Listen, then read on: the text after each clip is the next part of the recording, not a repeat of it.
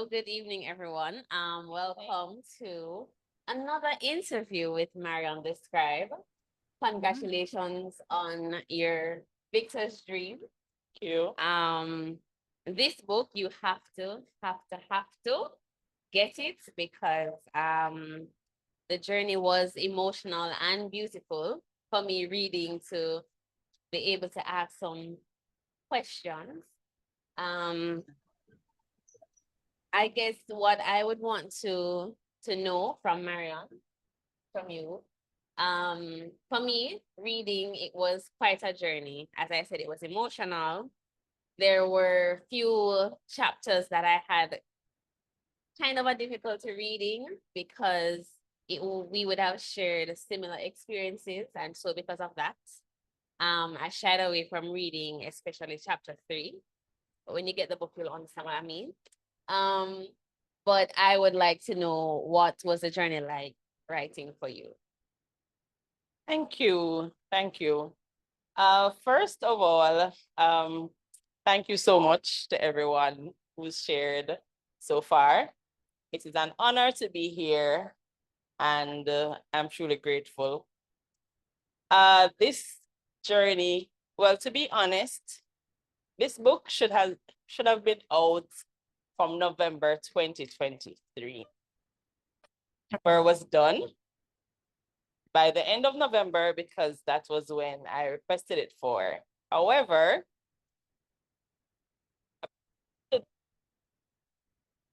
is the one that Shadeen mentioned earlier, the monologue.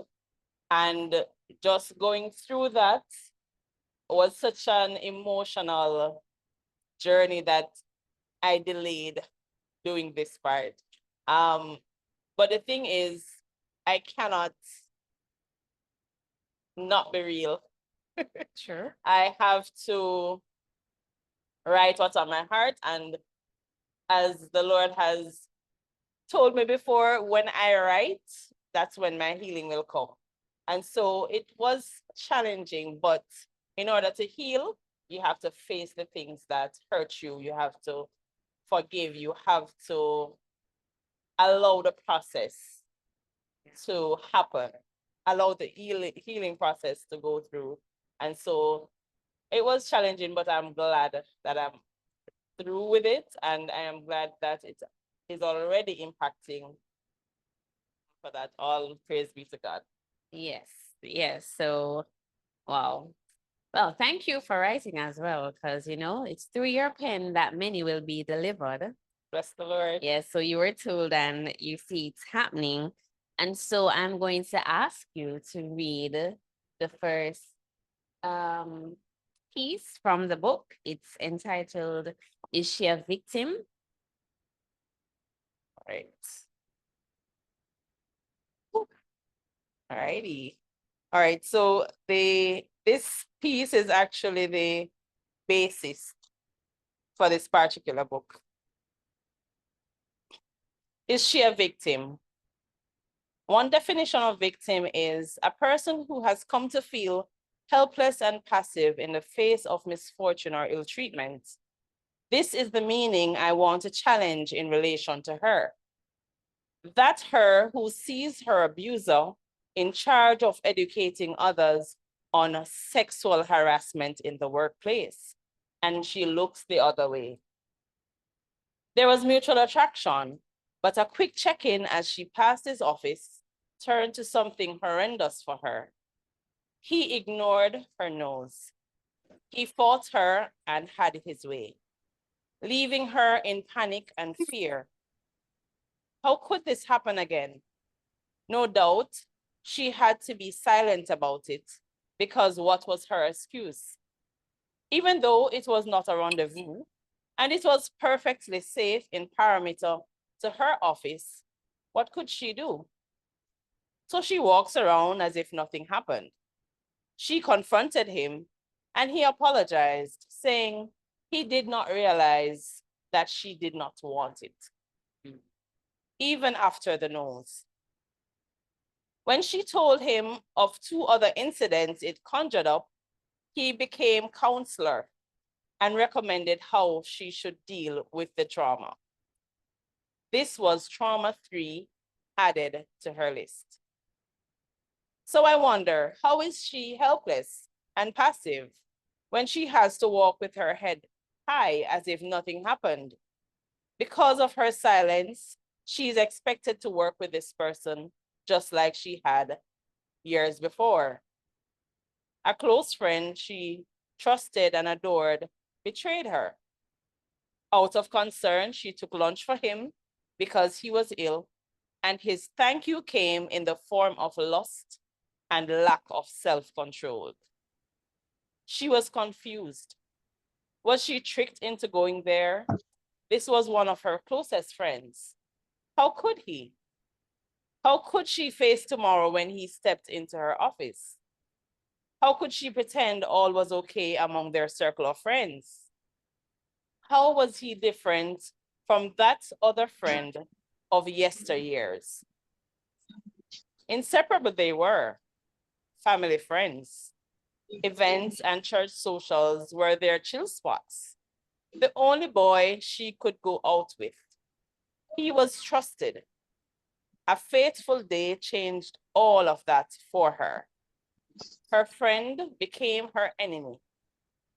The close proximity of their circle did not allow for distancing.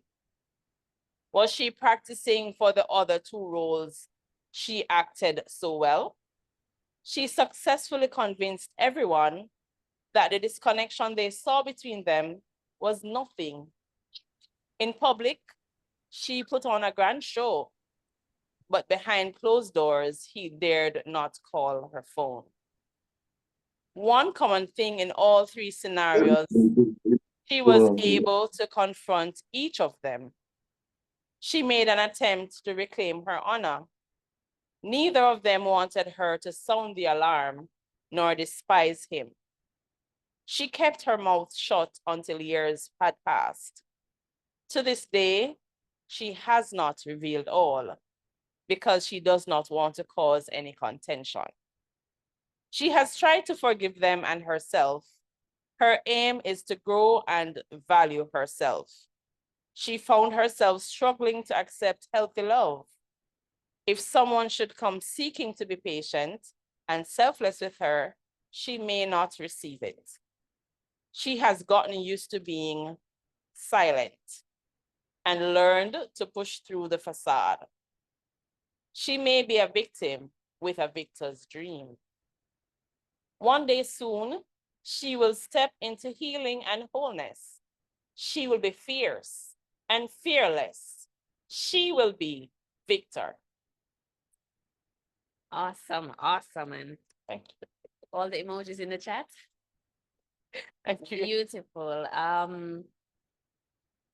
That really sums up what the entire book is really about, because it brings you to the journey of you trusting this person. They deceive you, and then you have to kind of live and learn how to heal. And then you're yearning for the time when all is behind you and you're just healed, but it's a process. And so we'll be journeying through this book bit by bit, giving you different snippets of the chapters that's there. And so for me, chapter 1 really spoke about being silent or suffering silently. And so I'd want you to talk about, because you know you have victims out there that really don't talk about these things because they either feel like they encouraged it or they deserved it, quote unquote, based on how the situation is. And so I would like to know if you feel if you had taken a stance or spoke up earlier, if it would have helped with the healing process any quicker. Well, first of all, I want to tell anyone who is suffering in silence that you are not at fault. I know it is almost a natural reaction for you to be silent or to blame yourself, even if, there was nothing that you could have done differently. If I had spoken up, well, I believe I was vocal to the person, but not outside of that. I believe that if I had shared with maybe my parents or whoever else, that there would have been, wow. Yeah. Yeah. I can only imagine what the proceedings would be, right? However, I would encourage anyone who is facing this type of thing to find someone who is trustworthy and speak up about it. Um, I'm not condoning any form of sexual assault or indecent, um, assault, because we need to, it's something we need to nip in the bud, right? It's too prevalent. It is, too many women, young girls have gone through this. So I am encouraging persons not to be silent like me, but to share it with somebody they trust. And maybe, yes, I believe it would have helped because I would have had support going through the process instead of doing it alone. Right, right. And that's an important reminder as well that I guess that's why some persons don't talk because they don't feel as if they have the support. But there is always one person that you can find. There's always that one person that you can confide in. And if you don't have one, you need to find one. Ask God to send you somebody that you can really confide in because it's not easy going through these things alone. Especially taking a longer time to kind of reach the healing part of it. And I'd like to say God have a sense of humor because you have experienced these things with the opposite sex, right? And here God is blessing you with a son. Yeah. He blesses you with this son. And you did speak about it in her book, saying, why after all I've been through, why? And so I'd like for you to speak a bit about your boy mom journey and also touch on how was it growing him or grooming him, knowing that the father figure wasn't always present. And if God really sent other male figures, whether it was friends, family, to just step in and help you to groom him. How was this journey? Or how is, because she's still grooming him. So how is this journey for you? Well, this journey out bad. I have truly questioned God many times about it. And I'm like, Lord, I'm a girl. I grew up with sisters. I don't have any brother. I understand girls, why are we here? But it has also been a very rewarding journey. I am grateful for my friends. I am grateful for my son. What it has taught me is that I have a hand in helping to groom him into a gentleman that I want to see. Right. So having experienced different types of, animosity and abuse from the male figure, I have used that to kind of tailor how I encourage him and teach him how to treat women, how to treat ladies. And I am grateful his father's there. Really wished it was more. And I'm not bashing him. No. But the reality is we find that sometimes some of the men are not as involved in their son's life as they should be. And I'm praying that that will change for other men because boys need their fathers. Yes. I'm grateful that the Lord has blessed me with friends. I have friends who are there to support. They'll talk to him, they'll encourage him, they will rap with him, and they'll also teach me how to, treat him like the young prince he is, like the young king he is, and they'll tell me not to be too miserable. I'm sure one is online right now. CM, I know you're there. You're always cautioning me how to talk to him. I'm really grateful for those people in my life. Okay, thank you. Thank you for bringing us on that journey with you. And I must say, as the aunt, to my first nephew, she's done a great job. Lord. Right. And so we are now jumping over into the difficult chapter, right? So 90% of persons who are victims, they do know their abuser very well. It's normally friends, families, persons that they trusted, which is why it's so easy for them to just fall prey to the traps that are set. Yeah.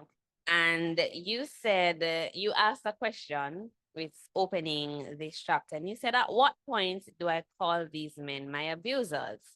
Because you know them, you'd see them every day at work, or you'd see them at events and stuff like that, so you can't really escape them. Um, but my question is it that we should speak up and be considered cold and cruel? Words from her story. When you read, you'd understand where it's coming from. Or do we remain comfortable with the enemy until we break? You know what? What would you encourage persons to do? I definitely do not want people to be comfortable with the enemy. Speak up. The thing is, when you are dealing with self-doubt, low self-esteem, these things fuel fear. And because of that fear, you experience something that you did not contribute to, but because of the fear of what people say, and even what that person might say or do to you, because sometimes there is a threat.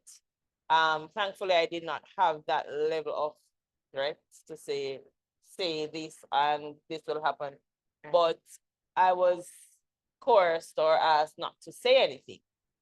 But the thing is, once we have that fear, we shy away from speaking out. I would encourage speak out. Once you have somebody that you trust and that has shown you that, listen, I'm here for you. I am encouraging you to speak out. It doesn't matter what the abuser says. Yeah. It doesn't matter what anybody else is saying, else says about it. You know what you went through. You speak out, and if you're to get help, support, counseling, that will be made available. But you can't get that if you don't say anything. True. That is true. Um, yes. And so reading and you were hearing these stories, um, the irony is sometimes you might not say anything, but God always have somebody praying, or he's always giving insights to persons to say, something is not right here. Call this person, see what's happening. And he does it as your words, and I'm using your words, he reveals to redeem. And that for me is my favorite line from the book, because when I read it, it gave me hope that if it is that you do, or if he shows somebody something, he's doing it because he wants to heal you, he wants to redeem you. And um I want you to just tell us how that journey was. And when you read the book, you'll hear her just speaking about, Lord, why are you telling these people my business, God, and stuff like that. Tell us more about that journey of him just revealing and you understanding that it was just to redeem you, it was for redemption. All right. Those words he reveals to redeem is from my dearly beloved pastor, Shamari Abrahams. Thank you, sir. All right, so during that process, it was not easy because so the Lord has given me strong men in my life. Praying men. Didn't have that. Usually in any relationship, you find that, women are usually the stronger ones. They're usually praying in terms of praying and stuff like that. And here I had two persons who were praying for me, and they would call or send a message and, how are you doing? And I shy away from the calls or text sometimes because sometimes I really don't want to talk about it, right? Right. But then there are pointed questions that come. And I'm like, Lord, you never have to tell them this still. I don't know. I mean, but I realized that, and this is something that I have been trying to deal with myself. So based on interaction with humans, it's funny because I have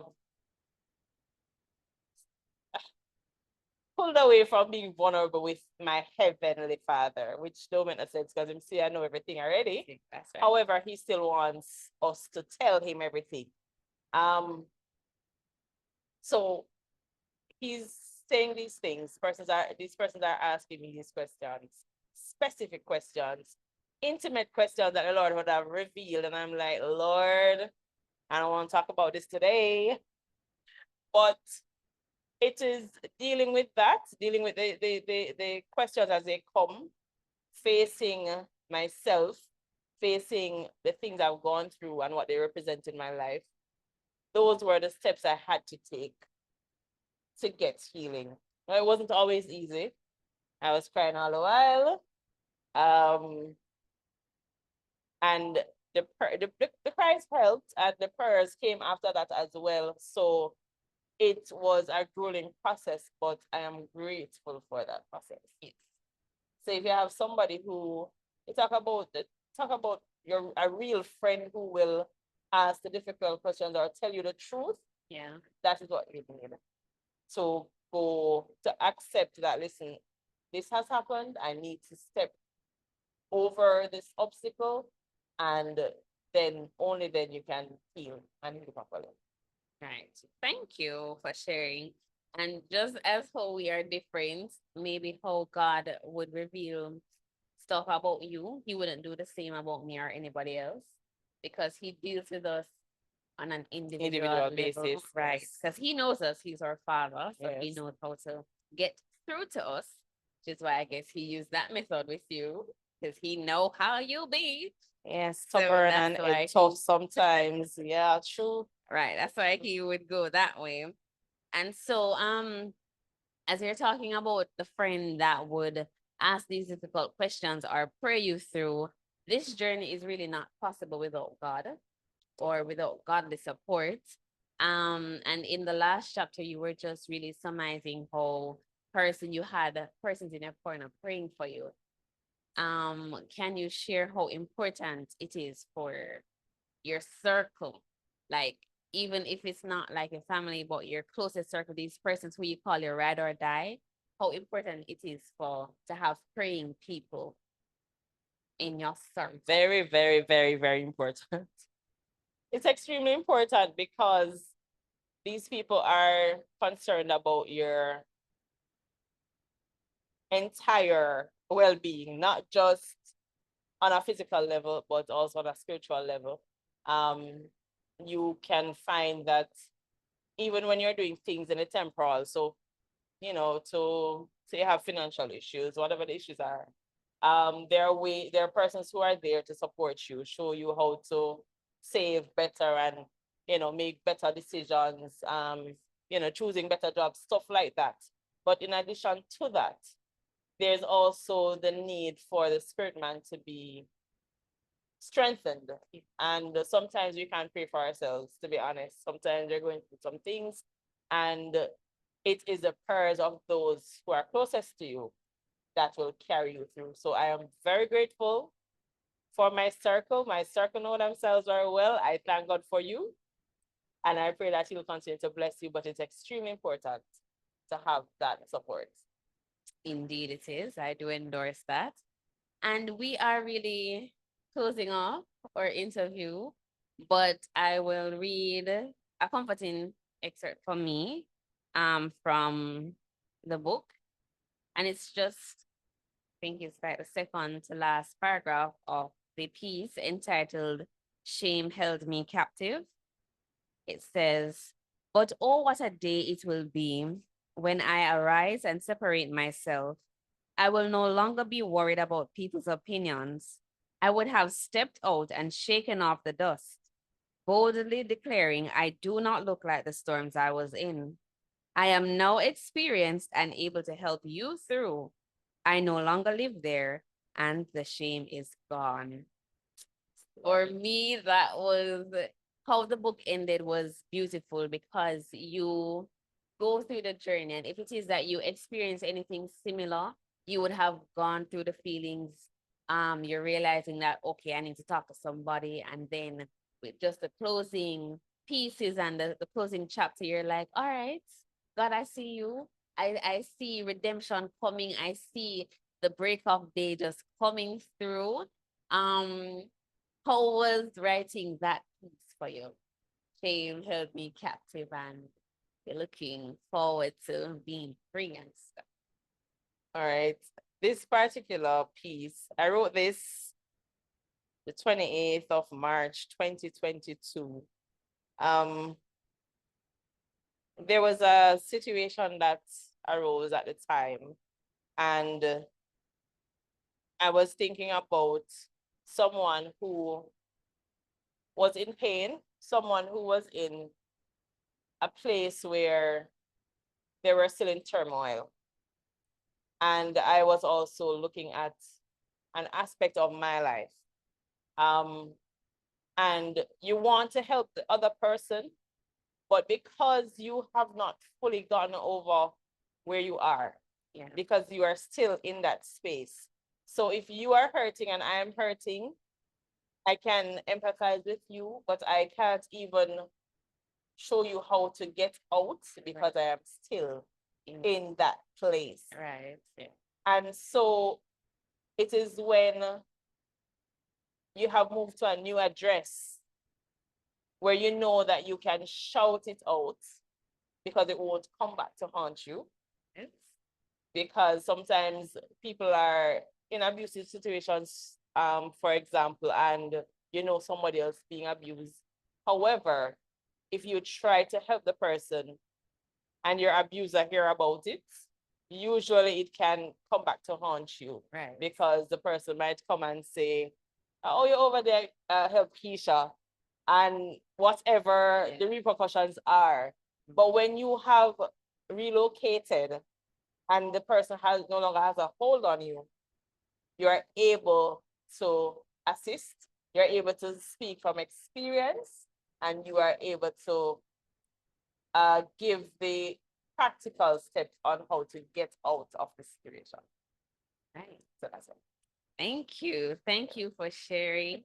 It was indeed a pleasure talking to you. Thank you. It was a pleasure talking to you. And so I do encourage everyone online, do get a copy of this book, whether it is the hard copy, whether it is or on Amazon, Yes. right? And yeah, live through your victor's dream. You'll be able to be speaking like Marion here about how God really healed you, how you just went through the process. And maybe someone out there is waiting on your story to also be delivered. So don't be selfish, kind of just work through your process and just live to help others. So, MarionTheScribe, God bless you. Thank you. May your hands continue to write and deliver persons. This is a very beautiful book. Thank you. Right? So that's it for me. Over to you, Shadeen. Thank you.